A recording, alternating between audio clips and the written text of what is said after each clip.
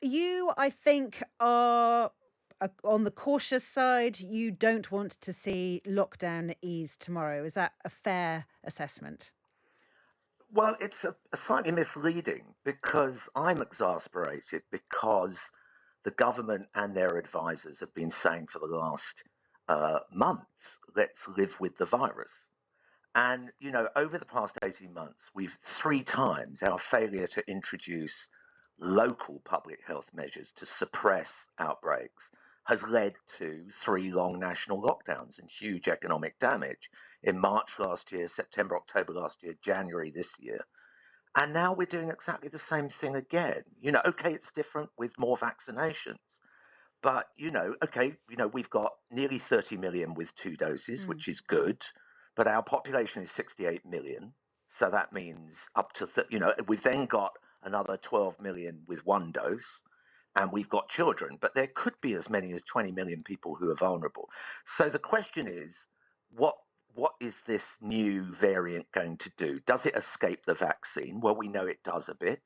34% protection from one dose, 60% from two But with that's AstraZeneca. protection. Forgive me for interrupting, Professor Costello, but that's protection from getting the virus at all. That's not the same as protection from getting a severe case of coronavirus, is it? And shouldn't we be more concerned about the people who get a severe case, the people who might be going into hospital, particularly if our primary objective is to save the NHS and reduce hospitalisations and ultimately deaths?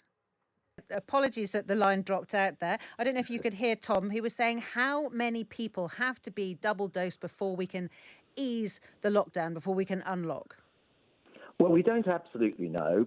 What we do know is that with a variant that is probably now 70% more transmissible than the Kent variant, that you're going to need probably, doing simple calculations, 85% of the population covered.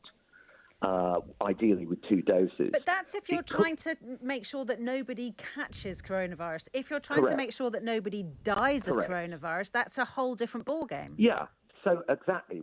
There will be fewer deaths. But the other big question is, to what extent there's going to be a surge in hospitalizations and to what extent you're going to have with a virus spreading at the same time as you're trying to build up immunity, more escape variants.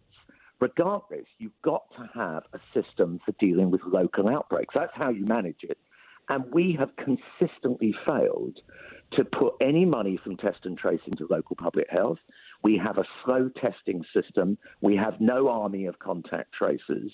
And we don't provide money for people to isolate because Matt Hancock told us in the select committee that he was worried that the system would be gamed by people, as if not paying people means they won't cheat on testing and isolation, which is exactly what they do.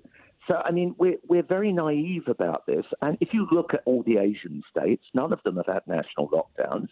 They all know how to suppress these outbreaks quickly. China's got an outbreak at the moment in Guangzhou, but they're piling resources into it.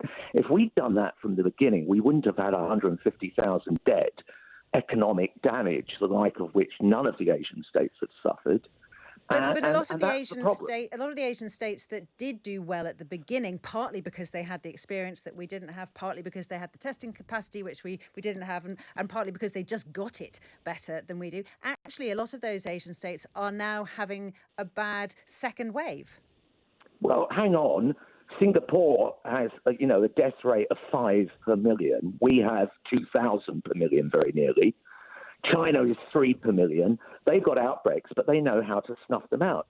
And you say that we didn't have testing at the beginning. That was because we chose not to do it. We didn't, we could have done the same as South Korea. I don't see why not. We have more than enough molecular virology laboratories and universities to set up testing quickly. But the decision was made last early February that we couldn't without wanting to, because I know I haven't got all day with you as much as I would love it, without wanting to go over ancient history, looking where we are now, given we have to find a way to live with this virus, we're not going to snuff it out. It's not going anywhere, particularly if we continue to have variants. I'm sorry. We won't eradicate the virus, but we can do maximum suppression. As soon as you get an outbreak or have levels above a certain narrow level, you go in there with local measures. If you don't do that, we're then saying, oh, only vaccination is going to save us. And we've lost 150,000 of our fellow citizens. We need, obviously, to get our domestic vaccination up. We need a global vaccination policy of patent waivers and technology transfer and finance. We need to monitor our borders, not a list system that doesn't work. We let the Indian migration of people from India coming in for about 3 weeks longer than we should have done. But we knew at the presumably end of March. we could, or we already might, given that there's a lot of the virus around at the moment, be mutating our own variant, our homegrown variant. So does it really matter what comes in from the borders, if that's the case, if we're making our own? Well, I mean, we're not making it easy. We knew. I actually retweeted an article in early April showing that this was a new variant that was spreading very rapidly in India with a mutation that showed it could escape the vaccines. And we took another 2 or 3 weeks to actually shut it down, even though we had red-listed Pakistan and Bangladesh. So, we've constantly been delaying, hoping for the best, and then we end up in a mess. But you're absolutely right. We have to know how to shut down any local lockdowns quickly, and we haven't been doing that. And if we don't, the risk is that we're going to try and get up to 85% of vaccination. We've done great on vaccines. There's no two ways about it. I'm very pleased. The NHS has done a fantastic job rolling it out. But you're absolutely right. If we get competing variants that escape the vaccine, we're going to be, rapidly dealing with other local outbreaks. And at the moment, because we don't have that system, we're going to end up in another national lockdown, which I think would be a criminal. What is your understanding of how effective the vaccines that we already have with this variant? Because as you start off by saying 33% compared to 81%, but that's only for getting the coronavirus. That's one dose, yeah. That's one dose compared to two. Yeah. But do we yet have any evidence of AstraZeneca? Because I did read that COVID modeler James Ward says it's more likely to be 80 and 90% against severe disease rather than the 33%. But then I read something saying that actually the evidence that most scientists are working on doesn't include data for AstraZeneca, which is 70%, I believe, of our vaccines have been AstraZeneca. So it's a patchy picture of data. Absolutely. And I mean, we can also go on stories. I've spoken to a lot of people in India who were double vaccinated but still ended up in hospital. And the same is happening in China right now with reports. And you're right, the figures I've seen are that one dose will protect you against serious disease or death by about 34%. That's not nothing. That's useful. Having one dose will give you protection. 2 doses, maybe 60 to 70%. Again, really good. But, we have to realize we're in a war. And, when you're in a war, you need an army of contact tracers on the ground. You need your airspace protected. And you need all measures locally to deal with it. The, call center control doesn't work. I could have told them that from day one.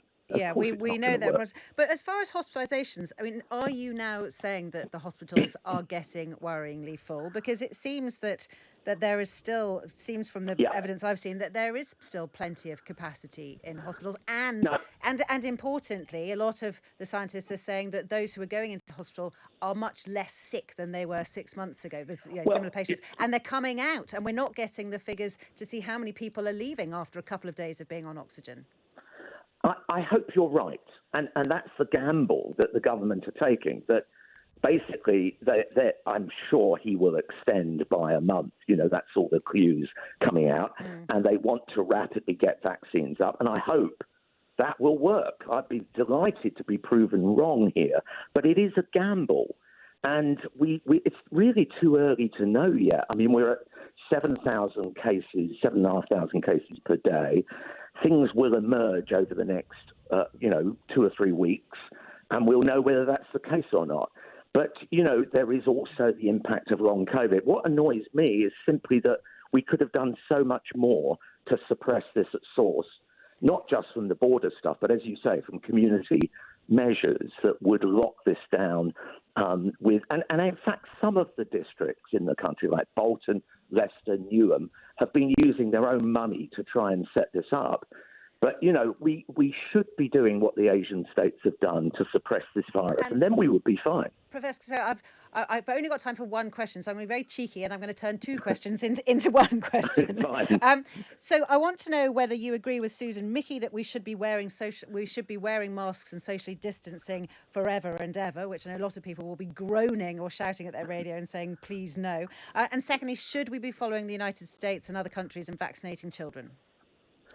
Well, to the first one, I think, to be fair, Susan Mickey, she said forever up to a point or something like that. No, I don't agree with that. I think she's right that we should be cautious in the coming months until we're really sure that we've got this under control. It's not that big a deal, and we know that there's been a lot of transmission in schools. And on your question of vaccinating children, my own personal view is it appears very much from the data that it's safe, that children can transmit it as much as adults, certainly down to the age of 12. And my own view is we should be moving towards vaccination of children to get our population immunity up. And I would, have a policy of vaccinating them down to the age of 12. Of course, it will be voluntary. Some parents may want to opt out. But if my children were still that age, I would certainly agree to having them vaccinated. Oh.